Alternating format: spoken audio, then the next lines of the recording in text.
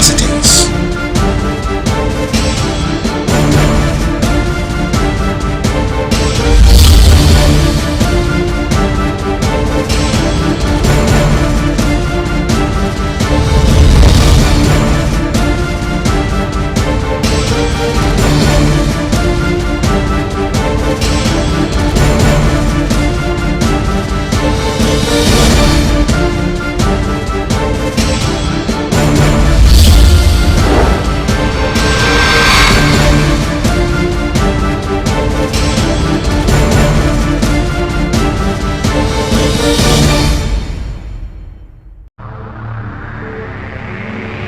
Rstv, bring you the news as it is.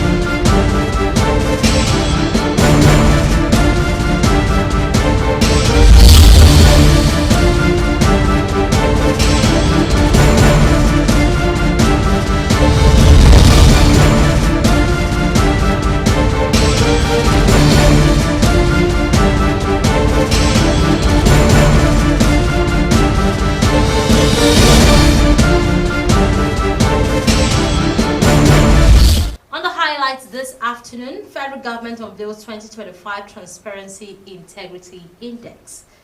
Nigerian Police Force yet to receive court order on tinted glass permits, plus Nansarawa to vaccinate children against measles rubella. Good afternoon, thank you for joining us on the news at 3. I am Ubelijit Yara. Do you love and care about Rivers State and a peace? Let's build and take it to greater heights. For this is a task we must accomplish. Now the details of our report. Rivers State Governor Sasimini Alayi-Fubara has won permanent secretaries in the state civil service against acts of illegality, stressing that records of misconduct will be revisited. Governor Fubara gave the warning while swearing in Mr. Austin Ezekiel Hart as permanent secretary in the executive chambers of Government House in Port Harcourt. Stamina Barabi Bulubo has the rest of the story. The Rivers State Governor, Sasimini Alayi-Fubara, presided over the swearing-in ceremony with the Chief Registrar of the State High Court, David Maduenyi, administering the oath on Ezekiel Hart, sworn in as a permanent secretary. Governor Fubara urged him to uphold professionalism and the core values of the civil service. The governor emphasized that integrity and due process remain non-negotiable for anyone serving in his administration. Sir Fubara described the new permanent secretary as a professional who stood his ground under pressure, saying his administration will continue to reward professionalism while punishing misconduct. This appointment that you got today is because you choose to be a professional.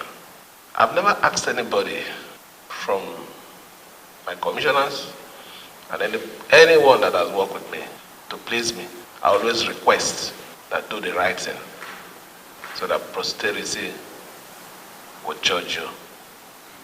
You, the new permanent secretary, I don't want to tell them any story about you, but I'm very sure a good number of you know that he stood his ground as a professional, knowing that do the right thing. Defend your superior. It doesn't matter, but do it in the right way. So I want to commend you and to request that now that you're also a permanent secretary, you're going to work with us, do the right thing. Governor Fubara also issued a stern warning to some permanent secretaries, accusing them of compromising their duties during the state's emergency rule. For every one of you here, you PAMSEC, who were involved in illegality. When I say illegality, I'm not talking about the issue of the administration of the emergency rule, it was the situation, but not guiding them to do what is right, supporting those things that are not the standard of civil service. Your punishment will come. Just be prepared. I'm not interested in whatever was done. It wasn't our fault. It was the situation that warranted it. But those things that were not done rightly, those ones that didn't follow the mob process and that you were involved in, I'm sorry for you.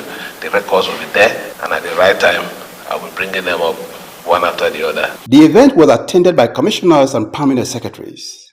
Tamun Nobarabi Iblubo, Rstv News.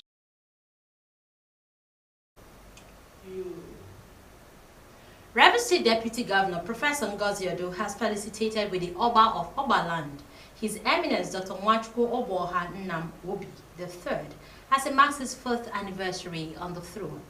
In a statement from Government House in Port Harcourt, Professor Odu described his the monarch as wise and gracious, natural ruler, whose leadership has brought peace, progress, and prosperity to the good people of Obaland.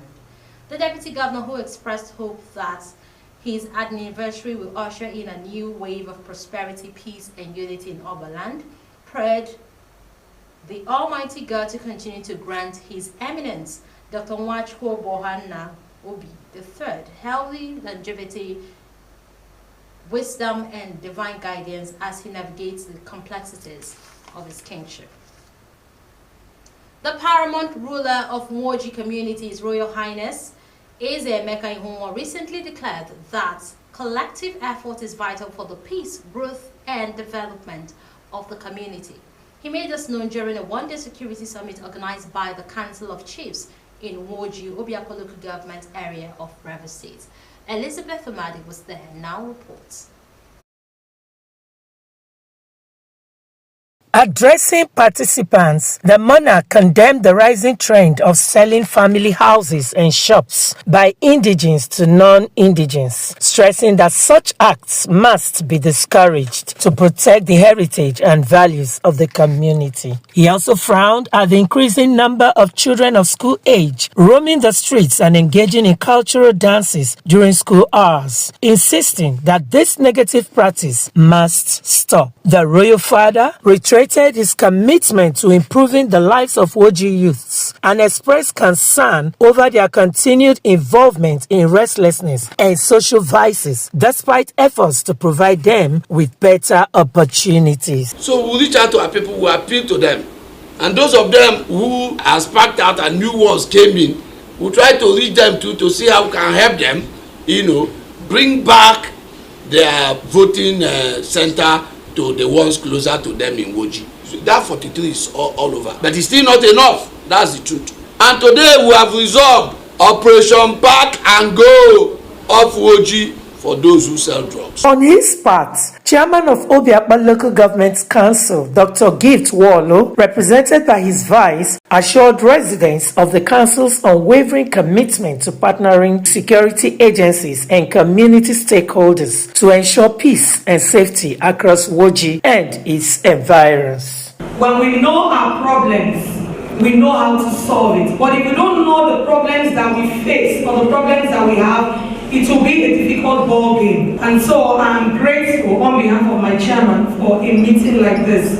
And we also want to encourage other communities to take a clue from what the Mwoji community has done. Also speaking, Area Commander ACP Lawan Yunus congratulated the community for the initiative, describing it as timely, especially in the ember months when crime rates and distractions are often on the increase. Be alert always. This is the golden rule.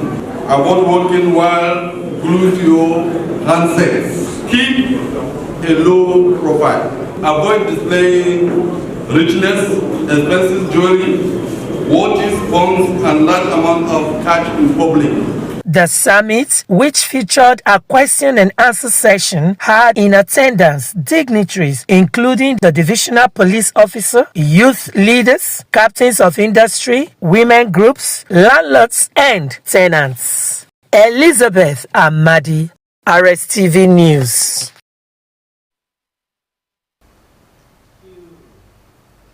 St. Luke's Anglican Church, Akpajo Parish, has now been elevated to the level of deanery. Nnamdi Olimini reports that the church organized an event to celebrate their new position. His report.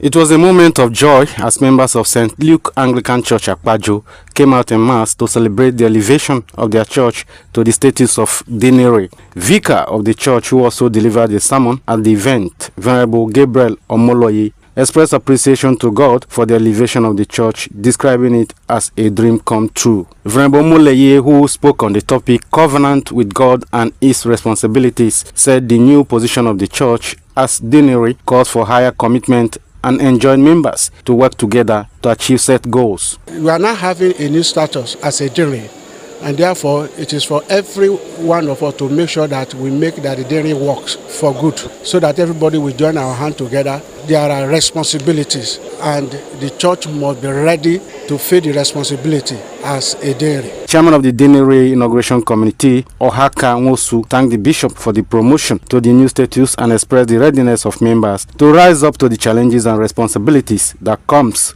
with the new level. The message for the church is that promotions come with a lot of responsibilities. We shouldn't be scared of it. We're already there.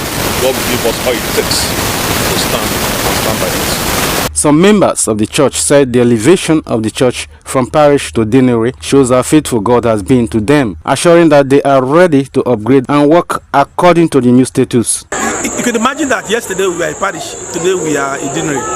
And so we just thank God, and today's service has been able to make us understand further the roles we have to play towards what God has just done for us. We are very, very grateful and happy today. Inauguration of committee, choir administration and Thanksgiving were some highlights of the event. Nnamdi Olimini, Rstv News.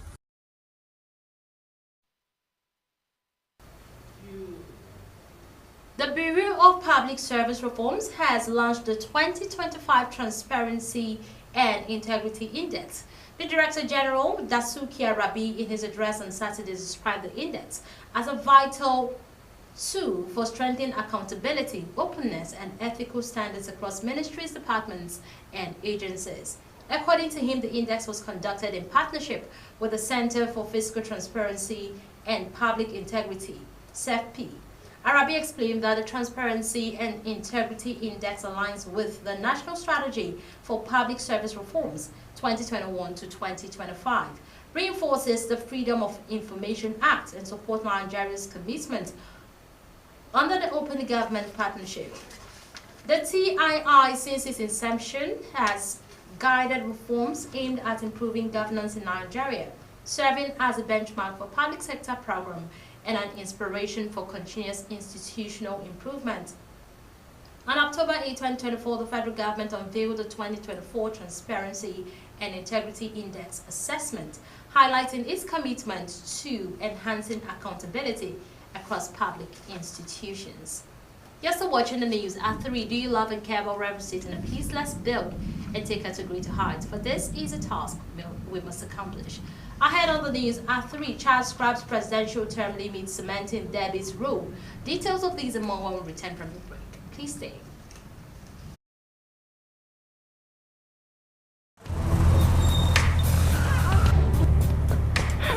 I need the police that can respond to emergencies first. I want the equipment I need to do my job.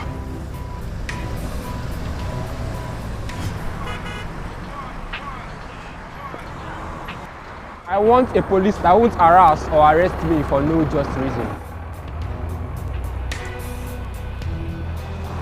I want to be valued for my work, not feared by honest people.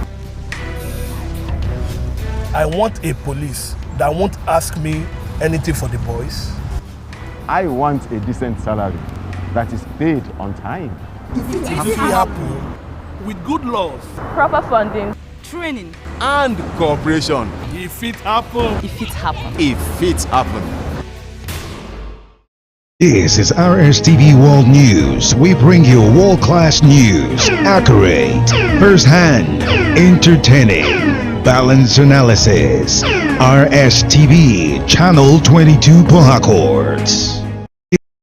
This is Rstv World News. We bring you world-class news, accurate, first-hand, entertaining, balanced analysis. Rstv, Channel 22 Port Harcourt.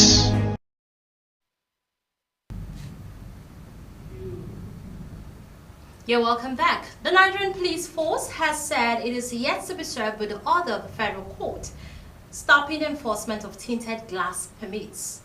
Force Public Relations Officer CSP Benjamin Hundeyin disclosed this on Saturday while reacting to reports that the court had restrained the police from arresting or prosecuting motorists over tinted glasses.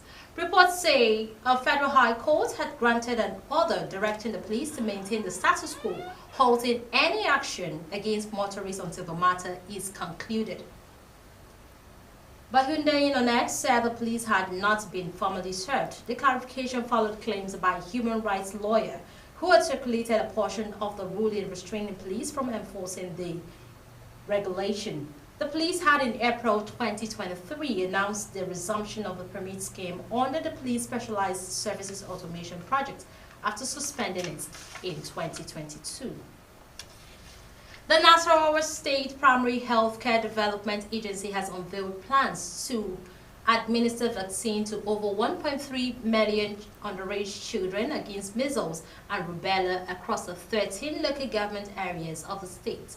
Speaking during a media dialogue on the integrated polio, measles, rubella vaccination campaign in Lafayette, the state capital, the state health educator of the agency, Ishaya Amegwa, said 1,372 children between the ages of 9 months.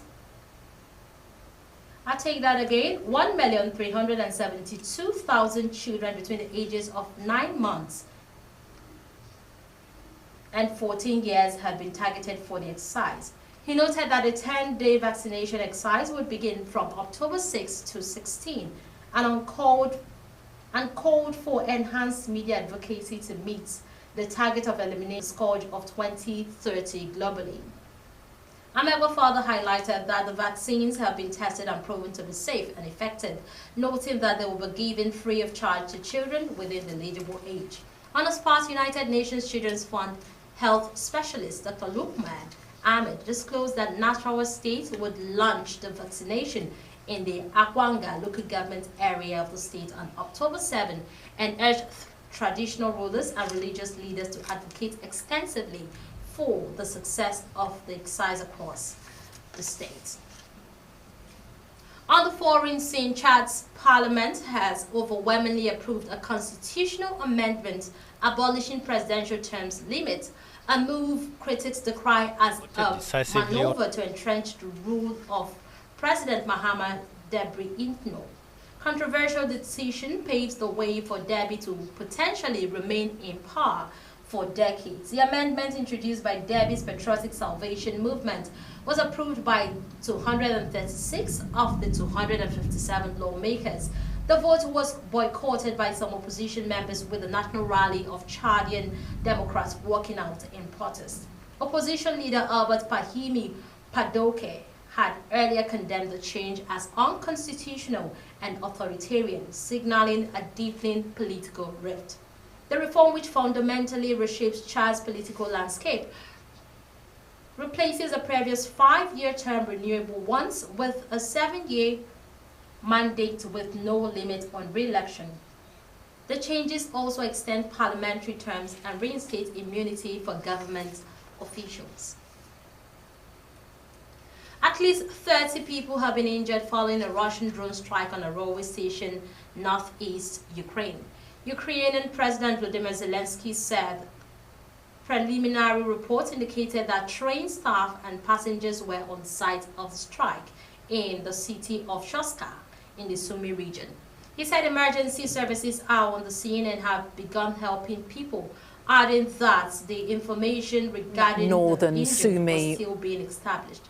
He also posted a video showing a damaged train carriage on fire. Japan's ruling Conservative Party has elected Sané Takachi as its new leader, positioning the 64-year-old to be Japan's first female prime minister. Takachi is among the more conservative candidates leaning to the ruling party's right. She will face many challenges, including contending with the sluggish economy and households struggling with relentless inflation and stagnant wages. Takachi will also have to navigate a rocky U.S.-Japan relationship and see through a tariff deal with the Trump administration agreed by the previous government. Reports say one of Takachi's key challenges will be uniting the party after a turbulent few years, which saw it rocked by scandals and internal conflicts, if confirmed as prime minister. Last month, Prime Minister Shigeru Ishiba, whose term lasted just over a year, announced he would step down after a series of election defeats. that saw the Liberal Democratic Party governing coalition lose its majority in both chambers of parliament.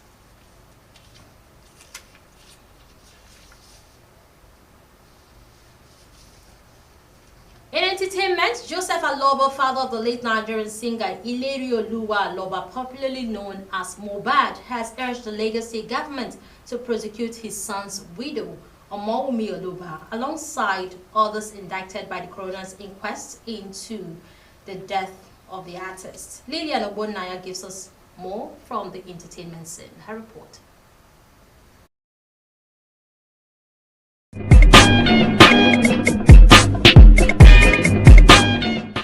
The demand was contained in a petition addressed to the State Attorney General and Commissioner for Justice, Lawal Pedro San, and signed by Aloba's legal counsel, Wahab Shitu San. In the letter, Aloba specifically called for the prosecution of Feisayo Ogedengbe, the auxiliary nurse who administered an injection to the singer shortly before his death in September 2023. He also requested that other individuals present in Mohbad's apartment at that time, particularly those who invited the nurse or failed to seek immediate medical help, to be brought to justice. Despite these findings, Aloba's lawyer, Shitu, expressed concern that more than 2 months after the coroner's report, the Lagos State government has yet to initiate criminal proceedings against the indicated parties. Nollywood actor and producer Emelu Simon Chibuzo has recounted his harrowing experience of being kidnapped at gunpoint in 2021 while filming Forbidden Trail in Imo State.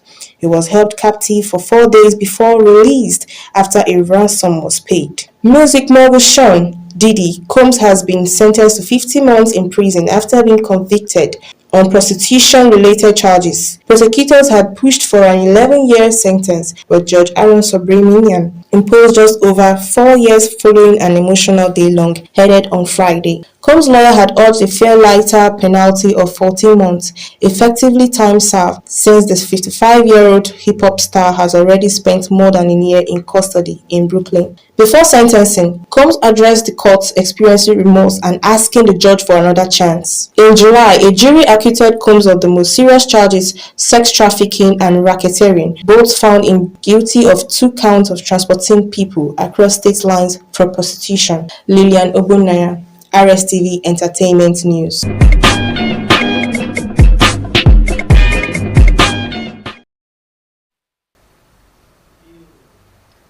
In the world of sports, Super Falcons forward Ijoma Onomono has announced her retirement from football. It's bringing an end to a professional career that spanned more than a decade across the United States, France, and Nigeria. Solomon Richard has details. In a statement shared on Instagram on Saturday, the 31-year-old expressed gratitude to her journey, describing her retirement as a natural conclusion to a lifelong discovery that began at the age of 8. Onumenu said passion for football guided her for 22 years and culminated in unforgettable moments on both club and international stages. The American-born striker, who made her senior debut for Nigeria in 2021, was part of the country's 2023 Women's World Cup squad and also represented the Super Falcons at the 2024 Olympic Games in Paris. She featured in the 10th AFCON trophy in July 2025, the country's record extending 10th continental title. Onumenu, who was born in California to a Nigerian father and raised in the United States, began a professional journey in the Nigerian Women's Soccer League with Boston Breakers and subsequently featured in Portland Tongues, Rennes FC, Hussar Royals, and NJNY Gotham FC before moving to France to play for Montpellier's HSC. Nigeria great Segun Odegbami has urged the Super Eagles ties to take responsibility in securing the country's place at 2026 FIFA World Cup as head coach Eric Chelle named 23-man squad for decisive qualifiers against Lesotho and Benin. Speaking at an event themed "The Rules of Sport in Global Geopolitics," Odegbami emphasized that football holds immense potentials as unity and political tools, recalling Africa's historic boycott of the 1976 Olympic Games as an example of collective strength. Odegbami described Nigerian qualification for 2026 World Cup as very important, insisting that participation would provide Africa with a stronger voice in the world affair. With 2 games remaining, the Super Eagles currently sit third in Group C with 11 points, 3 fewer than Benin and South Africa with both 14 points. Nigeria faced Lesotho at Peter Mubaka Stadium in Pokwene, South Africa on Friday before returning to Uyo to host Benin in their final group clash on Tuesday. Chelsea will host Premier League leader Liverpool, but Manager Enzo Maresca faces significant challenges due to a major injury crisis within his squad. Chelsea are said to be without 8 players for today's match against Liverpool, including central defender Levi Colwill, Wesley Fofana and Aderabioyo, as well as Trevor Chalobah, who is suspended. Maresca has attributed the team's injury woe to fatigue from Club World Cup campaign, noting that the team had only 20 days of rest after the tournament, which may have contributed to the high number of injuries. Liverpool, under the manager Arne Slot, have experienced back-to-back defeats against Crystal Palace and Galatasaray, but still lead the Premier League table. Solomon Richard, Rstv Sport News.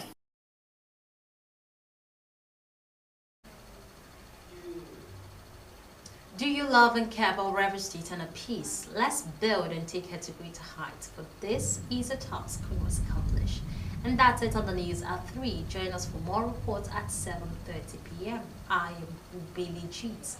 Yara, good afternoon.